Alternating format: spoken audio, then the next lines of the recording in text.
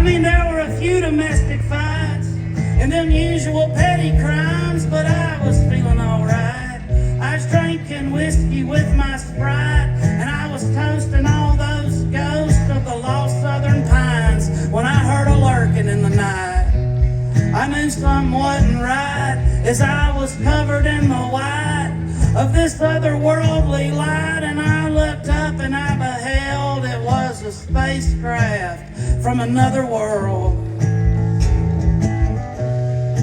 At least that's what I thought I observed, 'cause I ain't learned, but I can certainly confirm that there ain't nothing on this planet ever turned at the angles and the rate of speed at which it surged. And then I heard my neighbor Wanda, she was cursing in slurs as the UFO swirled and upon her trailer it converged, and she was carried away in this tractor beam. It was a horrible scene. Her hair was still in rollers, her nightie was busting at the seams, and her scream, man, it got all the more extreme as she flew through the air to this extraterrestrial machine. And I said, oh my God, this can't be a dream. 'Cause I mean, yeah, I know I've been drinking and probably even smoked a little green, but I can't stand LSD, man, and this would be an hallucination supreme, even obscene. And so I jumped into action like a Vietnam-era Marine. I said, now this is gonna be war. You know, I'd seen one before. I had a stash of ammunition underneath my trailer floor, and I'd heard freaky stories galore from Bubba next door. And it sure ain't my ass them aliens gonna probe and explore. So I got me a 12-gauge pump and an AR.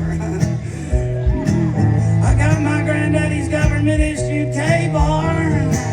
I said, you aliens, y'all should have never came down here, 'cause this is gonna be war. Now I've been waiting on them aliens to come. I've been waiting on them aliens to come. I've been waiting on them aliens.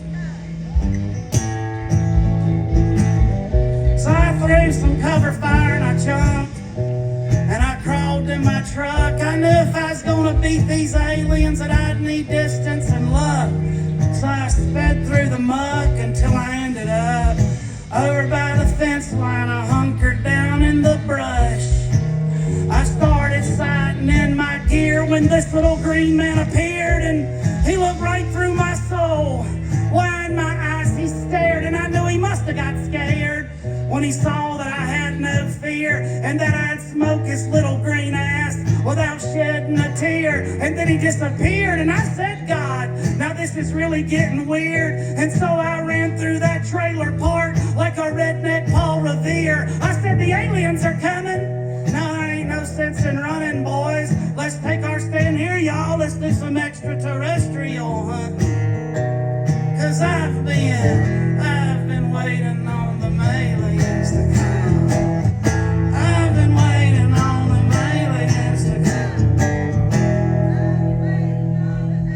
Oh my goodness, there was a few of y'all that know the words.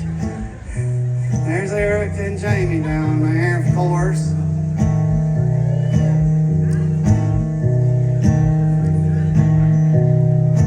Well, it's been real good to be with y'all here at Master Musicians Festival. I'm glad y'all get the jokes. You know, I was just over there in London back a few months ago, and I sang about Paul Revere, and I found out them people over there didn't know shit about Paul Revere. And people in Kentucky a little bit more educated, you know. Now, stars fell on Alabama and a lot of other shit has too. But the last thing we were gonna take was being pursued by this alien crew who intergalactically flew through time and space just to land into the Back 40 trailer park.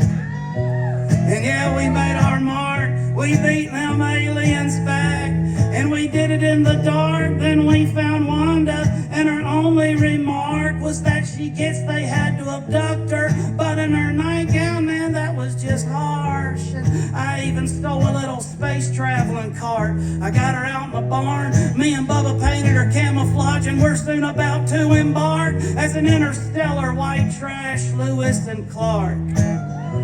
We're gonna call ourselves the Alabama astronauts.